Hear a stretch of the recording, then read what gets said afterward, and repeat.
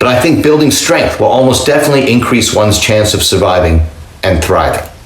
The strength I am talking about is not just physical strength, though that is an important aspect. The strength we would do well to strive towards is a full spectrum strength that fortifies us inside and out.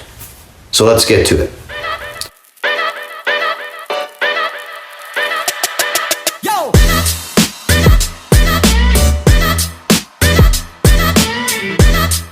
7 types of strength you need to resist the reset. How to become a post-apocalyptic warrior, part 2. It is palpable. You can feel it in the air and see it in many people's eyes. Big shifts are imminent. They are overdue. Something has to give. Are you ready? The world is changing at an exponential rate. Just in my lifetime, I have seen the shift from being restricted to watching just a few channels on a black and white TV in a cumbersome box and making calls on a corded rotary phone to the virtually endless supply of live recorded and instantly searchable high-definition content on a device I can hold in my hands. And less than 200 years ago, we were just beginning to harness the power of electricity. In the late 1960s, Terence McKenna, writer, philosopher, and psychonaut, started expounding on his novelty theory.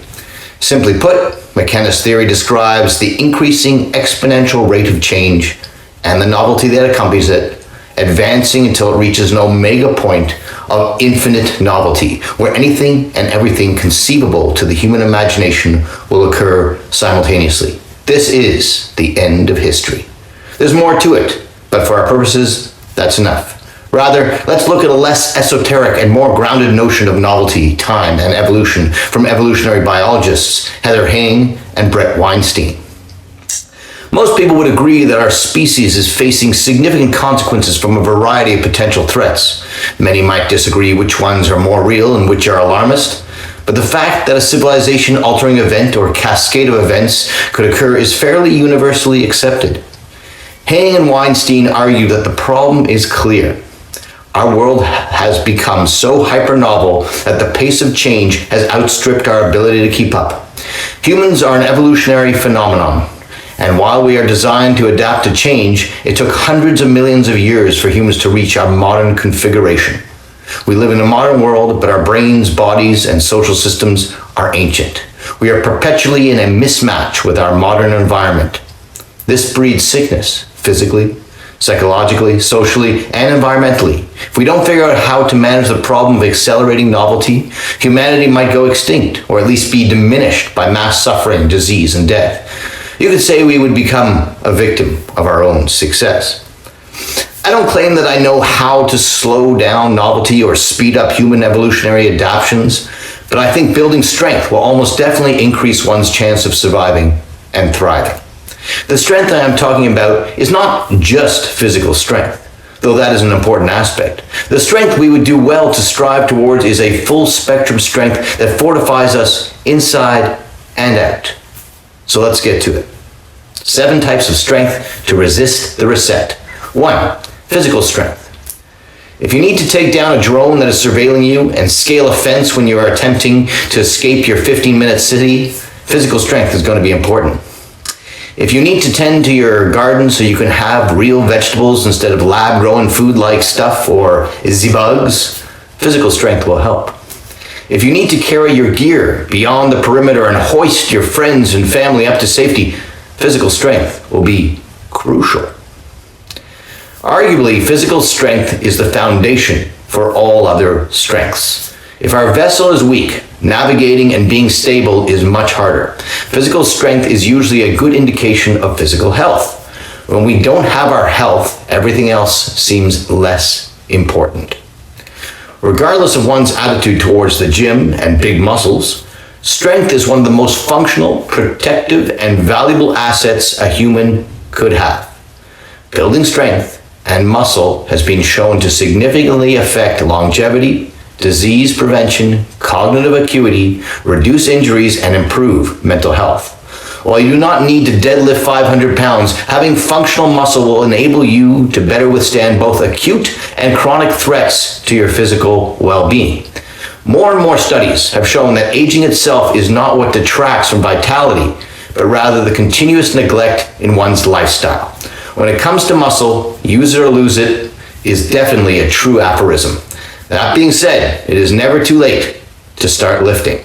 One study took a group of institutionalized 90-year-olds and put them on an 8-week leg training program. Many of the participants were either using walkers, canes, or in wheelchairs. After 8 weeks, they showed muscle growth, strength increases, speed increases, and many were able to shed their assistive devices.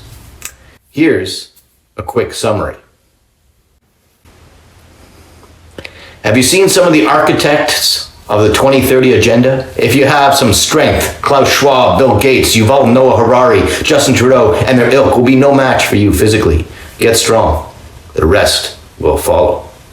The current medical recommendations are 90 minutes of resistance training a week in 2 or 3 sessions. That's going to go a long way to improving bone density, minimizing age-related sarcopenia, improving insulin sensitivity, protecting against diabetes, dementia, and slip and fall injuries, amongst many other benefits. The process of getting physically stronger is inexorably linked to strength in other areas as well. For one, by moving through discomfort and that voice in your head saying, "I want to quit," you build strength mentally and emotionally as well. This is going to help you tolerate the pain and discomfort of listening to our leaders contradict themselves, virtue signal, and evade responsibility. Why do we train? For life. Life is often not easy. It can require grinding it out and persevering. Sometimes we want to quit. Sometimes it hurts. Sometimes it doesn't seem like we are going to make it at all. That's perhaps when we are tested the most. That's when we benefit from leaning on our past experiences of enduring. That's when we need to find a mental and emotional fortitude that strengthens our spirit to keep going. That's when an established practice of discipline gives us a recognizable behavior and thought pattern that equips us to face the challenge. Resistance training is such a discipline. Done properly and with focus, it creates a certain acceptance in the presence of struggle and pain. It makes discomfort more comfortable. This transfers to so much of life. Join me in exploring this path to better physical, cognitive, emotional, and social well-being. Also, if you are looking for a customized resistance training program with a nutrition plan and or coaching, I'm taking a few new clients. I combine my research at the Behavioral Medicine Lab with my certifications in nutrition and strength and conditioning into programs that blend physical transformation with health psychology and habit formation techniques. You can send me a message. Contact is in the description. My website is currently under construction, but it will be up soon. Rant on fit shaming. Not only do we live in precarious times, we live in very strange times as well. Things we see in the media can often feel like Orwellian inversions, where war is peace, freedom is slavery, ignorance is strength. Headlines can seem ludicrous. What is published in traditionally credible outlets seem like satire these days. It can feel like they have joined Monty Python, The Onion, or the Babylon Bee. Ironically, these sources of humorous entertainment can seem more real than the actual serious journalism. If it doesn't seem like Orwell or satire, the current cultural climate often feels like the Twilight Zone. Being fit is never a bad thing. Never. However, these days it can be used as a smear, like in this example. Deep breath. Here we go. Do you boast about your fitness? First, determining if something is boasting is a little subjective. There is nothing wrong with being proud about hard work and discipline. It can inspire others and help to sustain motivation. Second, and perhaps more importantly, in health psychology, the evidence from meta-analyses of motivational behavior change techniques show that one of the most effective ways to maintain healthy habits, including fitness, is to share your goals and achievements. In a behavioral medicine lab study that examined how exercise intentions are most adhered to and turned into sustainable habits, a key finding was to place active person on your list of identities and make this known through photos, self and social declarations.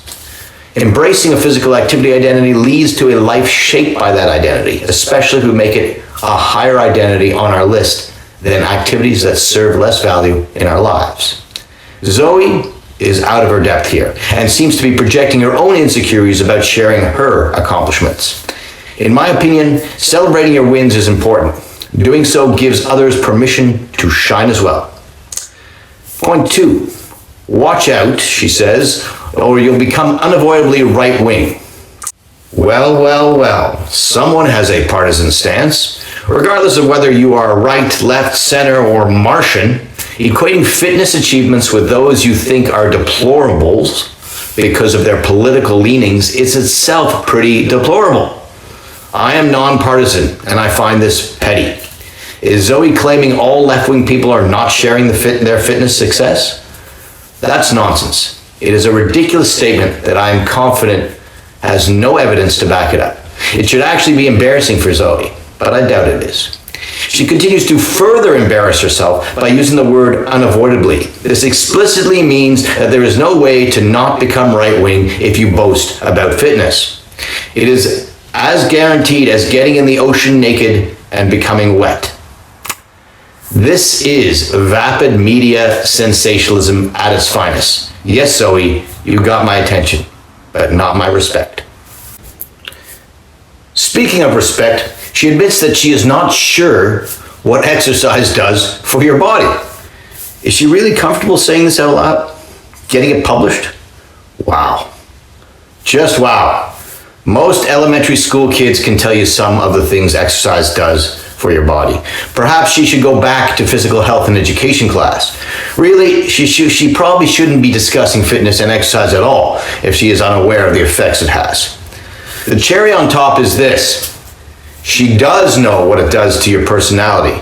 Well, I doubt it. She cannot grasp the physiological impact of exercise in any basic way, but she is making brazen statements about her certainty around its seismic changes to personality. I guess she analyzed the canon of psychology to become an expert on personality theory and then extrapolated this knowledge into the new field of exercise-induced personality change. Incredible, seminal, perhaps a Nobel Prize is in order.